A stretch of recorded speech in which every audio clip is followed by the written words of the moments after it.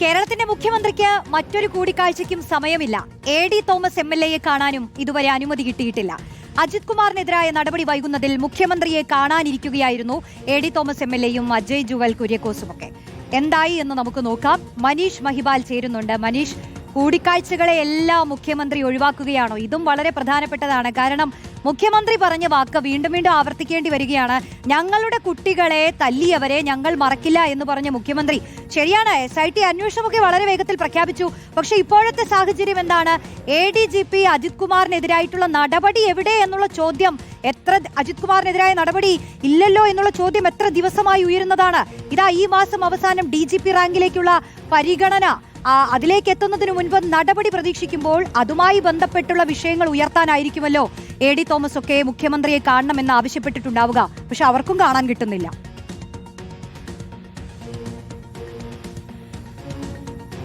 Roshni, MLA എ.ഡി. Thomas KSUവിന്റെ നേതാവാണ്. KSU ജില്ലാ president ആയിരിക്കുന്ന സമയത്താണ് ആലപ്പുഴയിൽ വെച്ച് നവകേരള യാത്ര കടന്നു പോകുമ്പോൾ അന്നത്തെ മുഖ്യമന്ത്രി പിണറായി വിജയനെ കരിങ്കൊടി കാണിച്ചത് ഗൺമാൻ അനിൽ കലിയൂർ, സന്ദീപ് അടക്കമുള്ള ഗൺമാർ അടിച്ചു ചതച്ചത് രാഷ്ട്രീയ ആയുധമായിരുന്നു.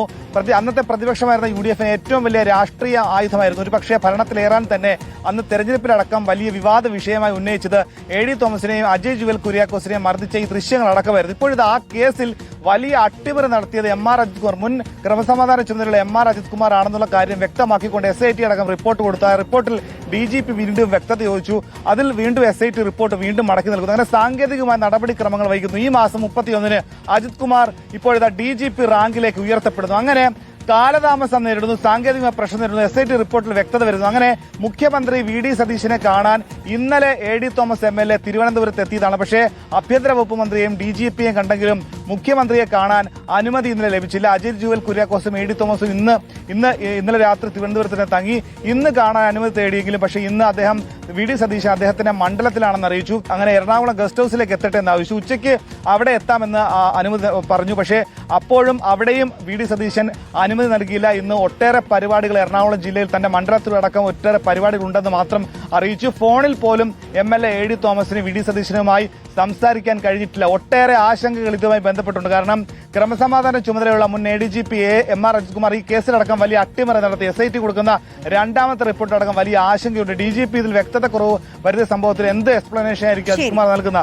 അത്തരം കാര്യങ്ങൾ DGP ലെവലിലേക്ക് മാറിയാൽ അത് രാഷ്ട്രീയമായി വലിയ അപജയമുണ്ടാകും. അതുകൊണ്ട് തന്നെ V.D. സതീശനെ കാണുക എന്നത് സ്വാഭാവികമായ ഒരു നടപടിയാണ്. അങ്ങനെ കാണേണ്ട ആവശ്യമുണ്ട്. അതുകൊണ്ട് തന്നെ 2 ദിവസവുമായി അനുമതി ലഭിക്കാത്തതിനെ തുടർന്ന് എ.ഡി. തോമസിന് ഇപ്പോഴും മുഖ്യമന്ത്രി V.D. സതീശനെ കാണാൻ കഴിഞ്ഞിട്ടില്ല. റോഷ്നി, യെസ്, അതാണ് മനീഷ് മഹിബാൽ പറഞ്ഞതുപോലെ ഈ കൂടിക്കാഴ്ചയും ചർച്ചയാണ്. എ.ഡി. തോമസിനും അജയ് ജുവൽ കുര്യക്കോസിനും ഇതുവരെ മുഖ്യമന്ത്രിയെ കാണാൻ പറ്റിയിട്ടില്ല. അലോഷ്യസ് സേവ്യറിന് കാണാൻ പറ്റിയിട്ടില്ല. ഈ കൂടിക്കാഴ്ചയൊക്കെ നടക്കുമോ എന്നുള്ളത് കണ്ടു തന്നെ അറിയണം.